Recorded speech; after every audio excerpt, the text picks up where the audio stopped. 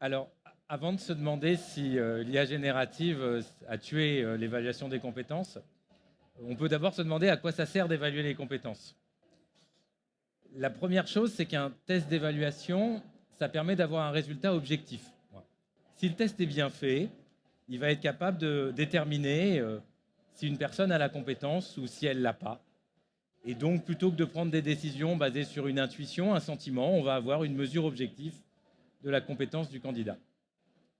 Alors, il y a une bonne façon de mesurer les compétences, c'est de mettre un humain face à un autre humain et puis qui dialogue et ils se rendent très vite compte si l'autre a la compétence. Mais ça prend beaucoup de temps.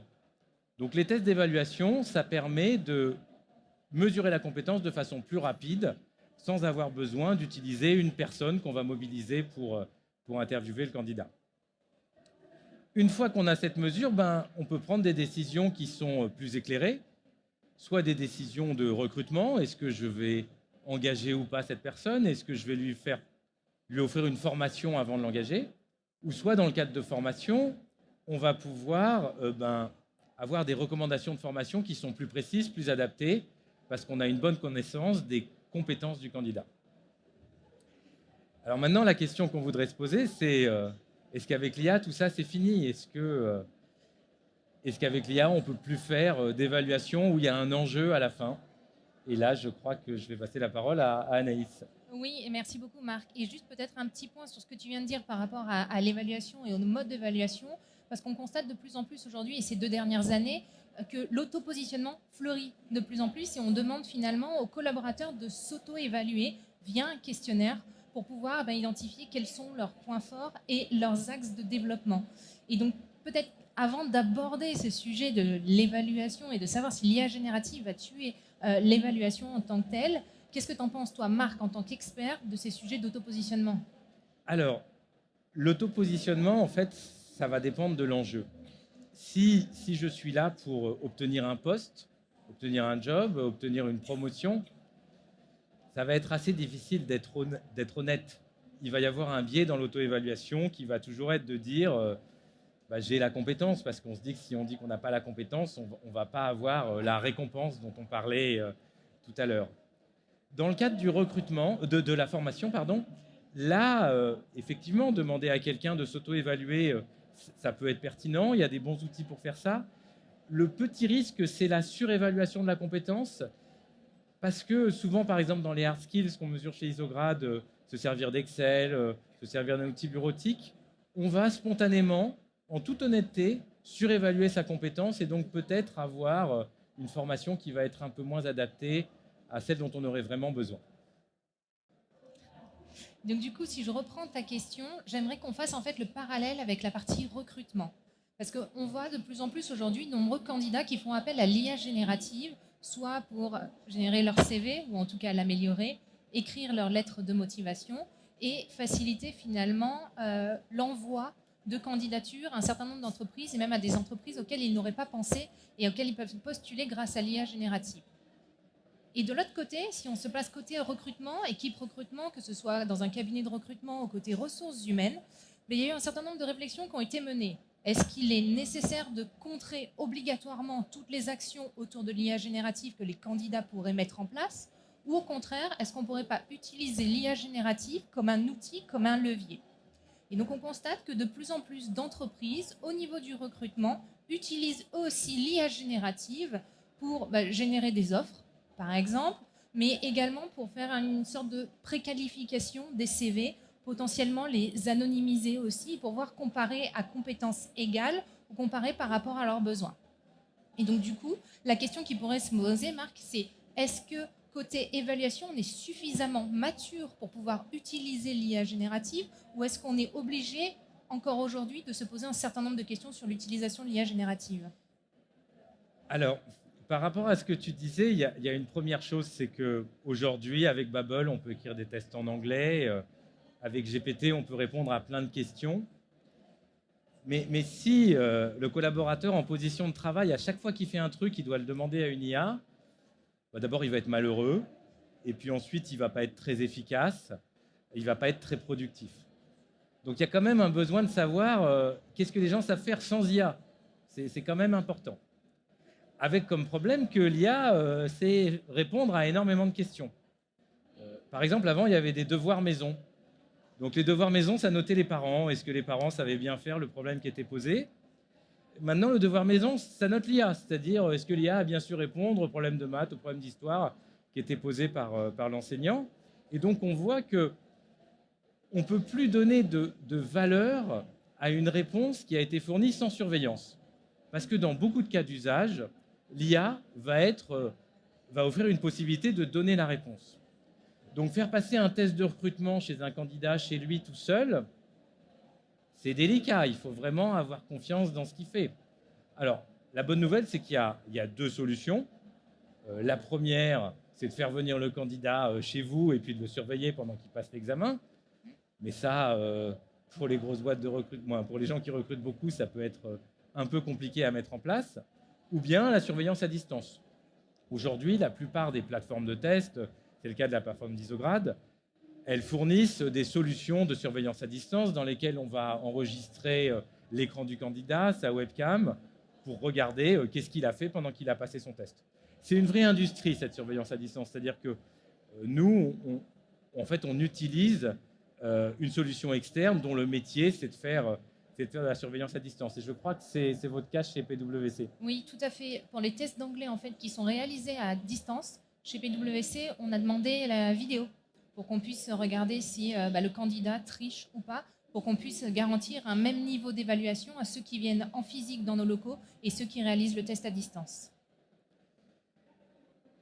Alors maintenant, si on se place du côté de l'évaluateur, est-ce qu'aujourd'hui, on peut mettre une IA face à un candidat et lui dire est-ce qu'il sait faire ci ou est-ce qu'il sait faire ça? Est-ce qu'on a atteint le stade de maturité où l'IA peut remplacer complètement en autonomie les tests d'évaluation?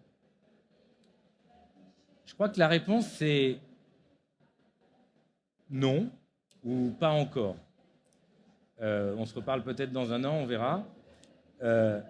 La première raison, c'est pour des problèmes éthiques. C'est-à-dire que si vous demandez à une IA en autonomie d'évaluer les compétences de quelqu'un, eh bien votre décision, on a dit en introduction qu'une évaluation, ça sert à prendre une décision, elle va être basée par ce qu'a pensé l'IA. Et bien sûr, l'évaluation humaine, elle est biaisée aussi. Il faut pas se... Mais à la fin, c'est des humains qui travaillent avec des humains. Donc on préfère peut-être une évaluation biaisée par un humain qu'une évaluation biaisée par une IA. Ça fait quand même un peu plus de sens.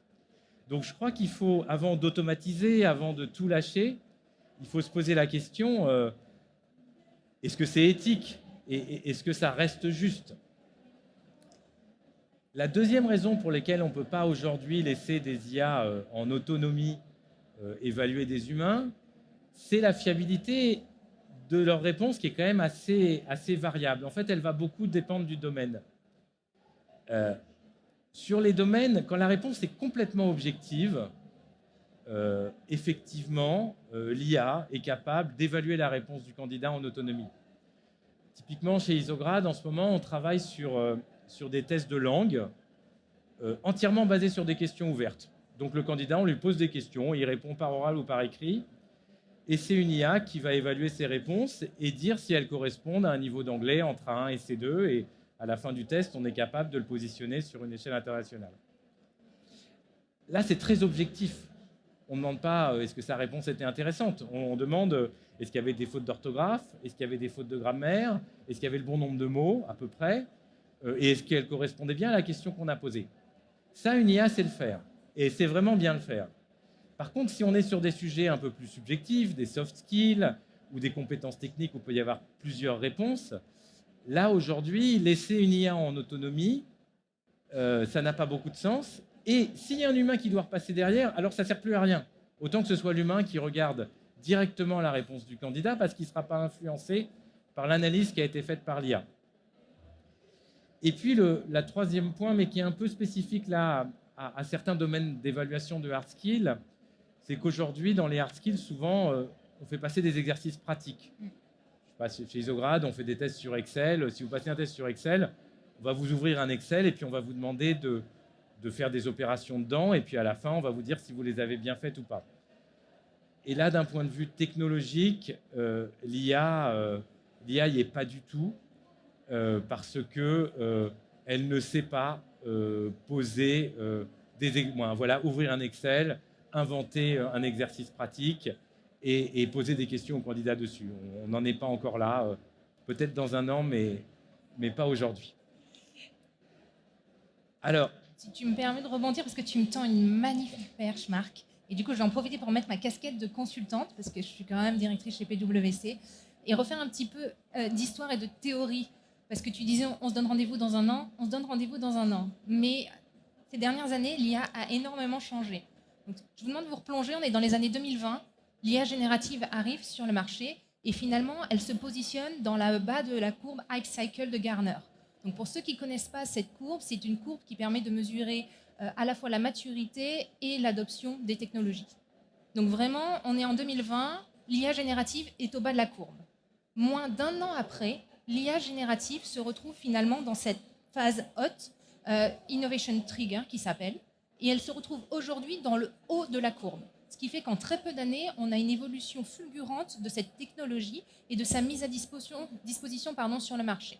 Alors, bien évidemment, ce n'est pas encore totalement prêt, puisque qu'est-ce que ça veut dire être en haut de cette courbe? Ça veut dire tout simplement qu'il y a de très fortes attentes sur l'IA générative.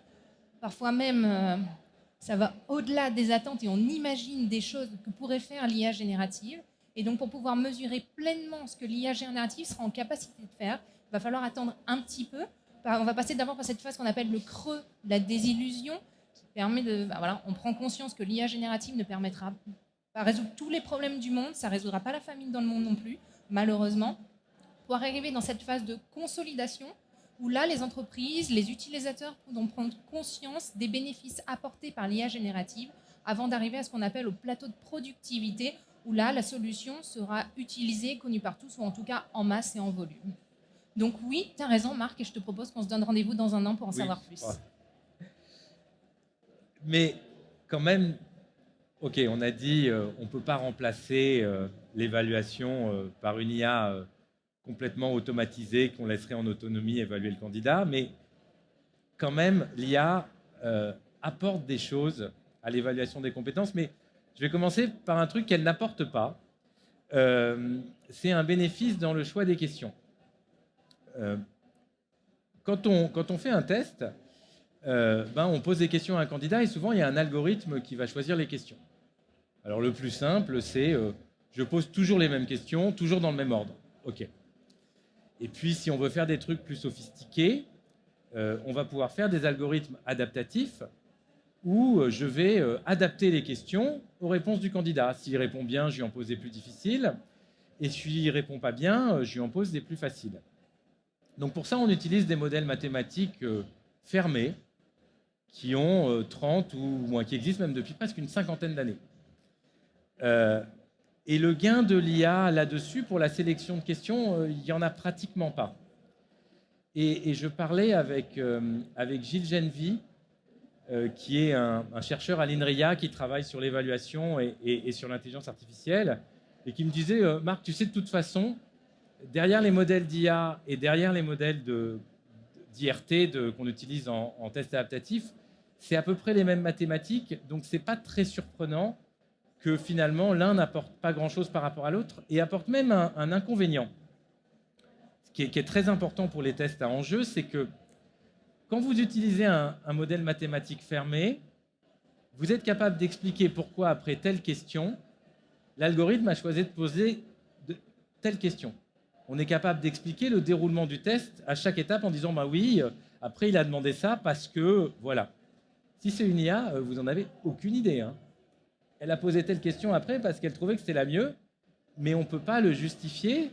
Et si on parle de concours administratifs, si on parle de concours très normés, on arrive dans des choses qui ne peuvent plus fonctionner. Parce que si un candidat dit « ouais, mais moi je pense que l'IA ne m'a pas posé la bonne question », qu'est-ce qu'on dit? On ne dit rien du tout. Donc, sur le choix, sur les algorithmes de choix de questions, il n'y a pas de supériorité de l'IA et en fait, ça n'apporte pas grand-chose. Alors, je ne dirais pas que ça n'apporte pas grand-chose, mais en tout cas, ce n'est pas nouveau. Parce que tout à l'heure, je parlais de l'autopositionnement qui est apparu il y a 2-3 ans, ou en tout cas qui a fleuri il y a 2-3 ans. Mais l'autopositionnement est apparu aussi avec l'avènement de ce qu'on appelle l'adaptative learning. Et donc, c'est toute cette façon de ajuster, adapter les questions en fonction de réponses du candidat et de son niveau de réponse, avec des questions plus ou moins faciles ou des questions plus ou moins complexes sur les différents sujets. Et là-dessus, on n'a pas attendu l'IA générative finalement pour pouvoir le faire. Exactement, ça existait bien avant GPT et autres, donc rien de neuf sur ce front-là. Par contre, alors j'ai appuyé sur Next, voilà. Par contre, quand même, ça apporte des choses, parce que sinon on n'aurait pas fait une conférence. Et la première chose que ça a, en tout cas une chose que fait très très bien l'IA, c'est des synthèses. C'est-à-dire que aujourd'hui, avant, chez Isograd, vous passiez un test et puis à la fin, sur PowerPoint, vous aviez le niveau opérationnel. Et puis le recruteur, il nous disait, ouais, super, il a le niveau opérationnel et qu'est-ce qu'il sait faire? Alors on avait des textes standards. Au niveau avancé, il sait faire ça. Au niveau opérationnel, il sait faire ça. Mais les textes, ils étaient complètement standards. Ils ne dépendaient pas des questions auxquelles le candidat avait vraiment répondu. C'était statistiquement, voilà ce qu'il sait faire. Aujourd'hui, avec l'IA générative, on a dans nos rapports des textes écrits en français ou en anglais, en ce que vous voulez, compréhensibles par un humain, qui, à partir des réponses qui ont été posées au candidat, crée une synthèse de ses compétences, lisible, compréhensible. Et là, vraiment, c'est un progrès majeur, parce que pour le recruteur, pour l'organisme de formation qui regarde ce que sait faire le candidat avant de le former, on a quelque chose de lisible, quelque chose de personnalisé, et c'est vraiment un grand progrès. Donc on lui fournit les questions qui ont été posées au candidat, leurs difficultés, la nature des exercices, est-ce que c'est un exercice pratique ou un QCM, et à partir de là, elle fournit une synthèse. L'autre type de synthèse qu'on peut faire générer à l'IA et sur lequel elle est extrêmement performante, ce sont les rapports de progression. Donc là, c'est plus dans le cadre de la formation que du recrutement. Souvent, les organismes de formation vont faire passer un test de positionnement avant la formation et puis éventuellement, après la formation, ils vont faire passer une certification. Eh bien, on peut parfaitement demander à l'IA, en lui fournissant le contenu des 2 tests, de générer un rapport écrit indiquant, voilà, sur ces domaines-là, le candidat il a progressé. Avant, il ne savait pas faire ci, maintenant il sait faire ça. Et quelque chose de lisible et de compréhensible. Et ça, pour les organismes de formation vis-à-vis des donneurs d'ordre, pouvoir donner un rapport personnalisé, compréhensible par le donneur d'ordre, c'est un progrès majeur. Et sincèrement, synthétiser, elles le font très bien. Et ça marche tout seul, on n'a pas besoin de regarder derrière. C'est quelque chose qu'on a vraiment pu passer à un stade industriel. Je te rejoins, et pour une fois, je ne serai pas ton poil à gratter. Effectivement, dans les 2 grands types d'activités que fait l'IA générative, il y a la première partie qui est revue et analyse. Et dans la deuxième partie, qui est dans la génération de contenu, il y a notamment toute cette partie résumé, synthèse. Et c'est l'une des fonctionnalités clés l'IA générative, et c'est celle qui est les plus utilisée actuellement en tout cas. Alors, avant de... alors, moi ça... Ah.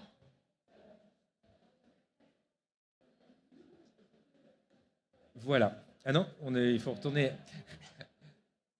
Alors avant d'attaquer ce qu'on peut faire ou ce qu'on va pouvoir faire avec l'IA générative, il faut...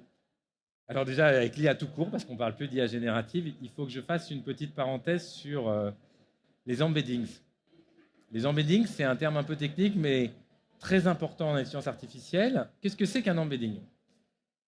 C'est une représentation vectorielle, donc une série de nombres, de quelque chose. Je peux donner à une IA un texte, et elle va sortir un vecteur qui représente ce texte. Je peux lui donner une liste, elle va sortir un vecteur qui représente cette liste. Je peux lui donner une image, elle va sortir un vecteur qui représente l'image. Et l'avantage, c'est qu'une fois que j'ai ces vecteurs, je peux faire des opérations mathématiques dessus qui vont me permettre de tirer de l'information. Par exemple, je peux mesurer, alors s'il y a des gens qui ont des souvenirs de mathématiques, je peux mesurer la distance entre 2 vecteurs. Et 2 textes qui disent à peu près la même chose, eh ben, leurs embeddings, ils ne vont pas être très loin. Et 2 textes qui disent des choses très différentes, leurs embeddings vont être assez loin. Alors, le cas d'usage que vous rencontrez dans la vie de tous les jours des embeddings, c'est les recommandations de séries ou de films sur Netflix ou sur Canal+. Quand vous allez sur l'app, on vous recommande des films que vous pourriez aimer ou des séries que vous pourriez aimer. Qu'est-ce qu'ils font? En fait, ils vont vectoriser les films. Alors, comment on vectorise un film? Je ne sais pas, on va mettre le casting, le scénariste, le synopsis, quel type de film c'est, et ça nous donne un vecteur. Et puis, on va vectoriser comme ça les différents films que vous avez vus. Puis, on voit si vous les avez aimés ou pas. Et puis, il y a un nouveau film qui arrive, et on regarde si, vectoriellement, il est proche des films que vous avez aimés, ou s'il est proche des films que vous n'avez pas aimés. Et on vous dit, ben, celui-là, il devrait vous plaire. Et même un peu plus fort, on peut même faire une régression, c'est-à-dire trouver un modèle mathématique prédictif qui va même prédire le score que vous pouvez donner. C'est-à-dire qu'à partir de mes vecteurs de chaque film et de la note que vous avez donnée pour chaque film, ben, je peux imaginer que je peux prédire la note que vous avez donnée pour un nouveau film. Et ça, ce n'est pas de l'IA générative, c'est de l'embedding. C'est-à-dire, je vectorise des concepts et je regarde leur distance. Alors, il y a pas mal d'applications dans les embeddings. Si on se rapproche de l'évaluation, qu'est-ce qu'apportent les embeddings ou qu'est-ce que vont apporter les embeddings à l'évaluation? La première chose, c'est la notation des questions ouvertes. Tout à l'heure, je disais que pour l'anglais, pour les langues, par exemple, c'est très objectif, donc on peut faire de l'IA générative qui va dire si c'est bon ou si c'est pas bon. Mais pour des sujets plus subjectifs, ce qu'on pourrait imaginer, c'est j'ai une question ouverte, je vais fournir à l'IA 5 ou 6 réponses que j'estime de bonne qualité, des petits textes où j'estime que c'est des bonnes réponses, 5 ou 6 réponses dont j'estime qu'elles ne sont pas bonnes, et puis j'ai une nouvelle réponse qui arrive, je la vectorise et je regarde si elle est plutôt proche des bonnes réponses ou des pas bonnes réponses. La notation des questions ouvertes par l'intelligence artificielle, c'est un vrai sujet de recherche aujourd'hui pour les gens qui font de l'évaluation. Et c'est un vrai sujet de débat. C'est un vrai sujet de débat parce qu'on a beaucoup échangé. Et déjà, je voulais remercier Marc parce que quand il m'a comparé les embeddings à Netflix, j'ai compris. Parce que j'avoue qu'au début, je n'avais strictement rien compris. Mais du coup, c'est vrai qu'on a beaucoup échangé sur cette notion d'évaluation des compétences sur les questions ouvertes. Et la question que moi, je me pose, c'est véritablement, est-ce qu'on peut utiliser de l'IA générative et ce principe-là pour évaluer ces questions ouvertes? Et est-ce que ça ne tue pas la créativité? Parce que finalement, ce qu'on aime dans les recrutements, quand on pose ce genre de questions ouvertes, c'est de voir ce que les candidats peuvent nous apporter, comment ils pensent, est-ce qu'ils pensent différemment. Et on aime dire dans un comment, ah ben oui, mais il avait un profil un peu atypique, il avait un profil un peu différent. Et du coup, moi, j'ai peur que cette notion-là puisse tuer et uniformiser finalement les différents recrutements et qu'on se retrouve, je ne vais pas dire avec des clones quand même, mais en tout cas, voilà, des profils qui se ressemblent. Écoute, Anaïs, c'est un peu ce que j'ai dit au début, il y a des questions d'éthique. Et moi, sur le fond, je suis complètement d'accord avec toi. C'est-à-dire que, voilà, si on se place sur les langues ou sur d'autres concepts ultra objectifs, on peut demander à une IA générative de dire c'est bon, c'est pas bon. Sur des concepts un peu plus subjectifs, les embeddings vont fournir une information qui peut-être à terme sera pertinente. Et puis après, si on commence à aller sur des soft skills, sur des réponses plus ouvertes, moi je suis d'accord avec toi, je crois que c'est pas le moment et peut-être que ce sera jamais le moment de demander à des IA de noter des questions parce que à la fin, il y a des gens qui travaillent dans des boîtes et savoir si on a envie de quelqu'un qui est imaginatif ou pas, c'est à la personne, en fonction de la culture de la boîte, c'est aux gens qui vont travailler avec lui de juger si la réponse elle est pertinente ou pas. Donc, c'est vraiment un peu l'objectif de ce speech, c'est de dire ça apporte plein de choses qui parfois sont vraiment bluffantes, c'est un progrès, mais ça ne résout pas tout et on ne peut pas s'en servir dans tous les cas d'usage. Un autre cas d'usage des embeddings, mais finalement, c'est exactement la même chose que les recommandations de films, c'est des recommandations de formation.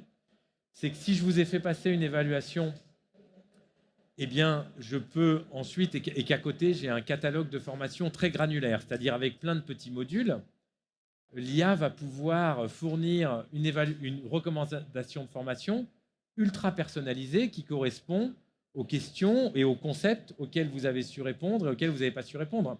Alors, si votre catalogue de formation, c'est 3 offres débutants, intermédiaires, experts, vous n'avez pas besoin d'une IA pour dire si vous ne savez pas bien le faire, il faut faire la formation débutant. Là, ça ne sert vraiment à rien.